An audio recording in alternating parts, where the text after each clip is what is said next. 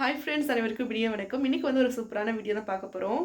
எங்கே கிளம்பியிருக்கோம் அப்படின்னு பார்த்தீங்கன்னா, திருவிழாக்கு தான். இன்றைக்கி வந்து குழந்தேசு கோயில் திருவிழா.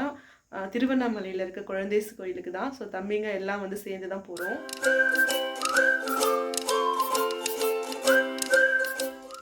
ஈவினிங் தான் தேர் பவனி இதெல்லாம் இருக்கும். ரொம்ப சூப்பராக இருக்கும் பார்க்க. ஆனால் நைட் போயிட்டு வரதுக்கு கொஞ்சம் ரஷ்ஷாக இருக்கும். அது இல்லாமல் 3 நாளுக்கு பார்த்திங்கன்னா ரொம்ப பனி பெஞ்சிட்டு இருக்குது. ஈவினிங்காக குட்டீஸ்லாம் கூட்டிகிட்டு போயிட்டு வர கொஞ்சம் கஷ்டமாக இருக்குன்னு சொல்லிட்டு தான் ஈவினிங்கே போயிட்டு வந்துடலான்னு சொல்லி பிளான் பண்ணி கிளம்பியாச்சு.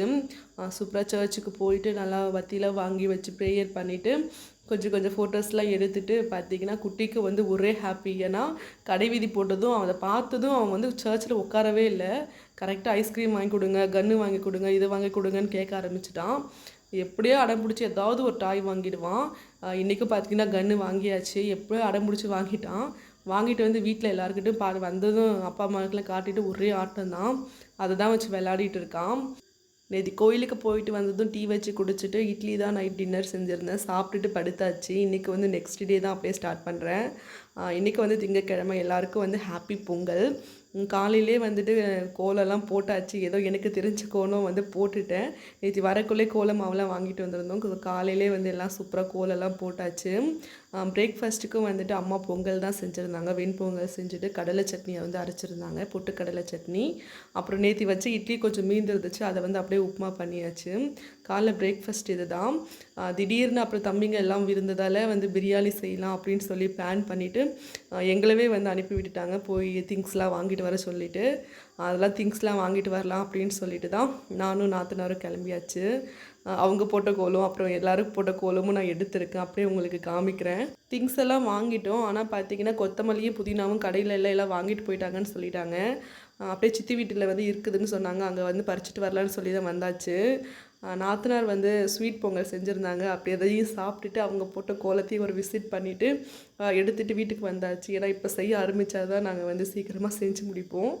அதனால் வந்து கடைன்னு எல்லாத்தையும் க்ளீன் பண்ணிவிட்டு செய்ய ஆரம்பிச்சிட்டோம். எல்லோரும் இருந்தாலே கடைன்னு ஏதாவது வந்து பிளான் பண்ணி செய்ய வேண்டியது தான். இன்றைக்கும் பார்த்திங்கன்னா அதே போல் தான்.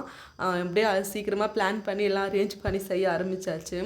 இன்றைக்கும் வந்து சிக்கன் பிரியாணி தான் செய்கிறோம். பாஸ்மதி ரைஸில் தான் செய்கிறோம். பெரியவங்களும் வந்து ஜாயின் பண்ணிக்கிட்டாங்க. அப்படி எல்லோரும் ஒரு வேலை செஞ்சுட்டு கடை ஸ்டார்ட் பண்ணிட்டோம். ஏன்னா எல்லாருக்கும் பசியும் ஸ்டார்ட் ஆகிடுச்சு. அதனால் கடைன்னு செய்யணும். அம்மாவும் வந்துட்டாங்க. எல்லோரும் வந்து உட்காந்துட்டு அவங்கவுங்க ஒரு வேலை செஞ்சுட்ருக்காங்க. அம்மா முட்டை அவிக்கிறதுக்கு இன்னொரு அடுப்பு பற்ற வச்சுட்டாங்க. நாற்றுனருங்க எல்லாருமே சேர்ந்து தான் அப்படி கடைன்னு எல்லாமே செஞ்சுட்டு இருக்கோம்.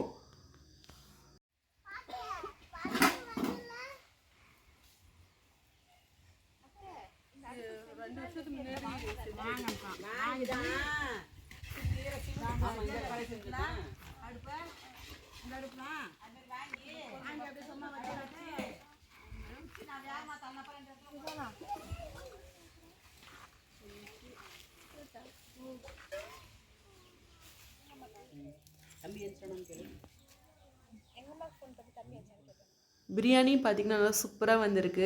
ரைஸும் வந்து நல்லா உதிரியாக தான் வந்திருக்கு. டேஸ்ட்டு வந்து நல்லா தான் இருக்குது அப்படின்னு சொன்னாங்க. எல்லோரும் கடைன்னு சாப்பிட உட்காந்தியாச்சு. அம்மா தான் அப்படியே எல்லாருக்கும் பரிமாறிட்டு இருக்காங்க. ஓவரால் டேஸ்ட் வந்து நல்லா சூப்பராக தான் இருக்குது.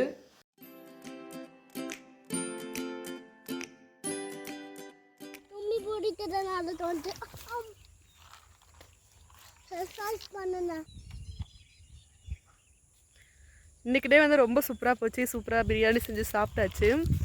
இப்போ வந்து வயலுக்கு அங்கே தண்ணி ஊற்றிட்டு இருக்கா. அதான் ஊற்றிட்டு இருக்கா இல்லையான்னு சொல்லி அப்பா பார்த்துட்டு வர சொன்னாங்க. அதுக்கு தான் போயிட்டு இருக்கோம். நாளைக்கு வந்து மாட்டுப்பொங்கல் எப்படி செலிப்ரேட் பண்ணுறோம் அப்படின்றத அப்படியே பார்க்கலாம். இன்றைக்கி டே ரொம்பவே அழகாக போச்சு. உங்களுக்குலாம் எப்படி போச்சு அப்படின்னு சொல்லி கண்டிப்பாக கமெண்ட் பண்ணுங்கள்.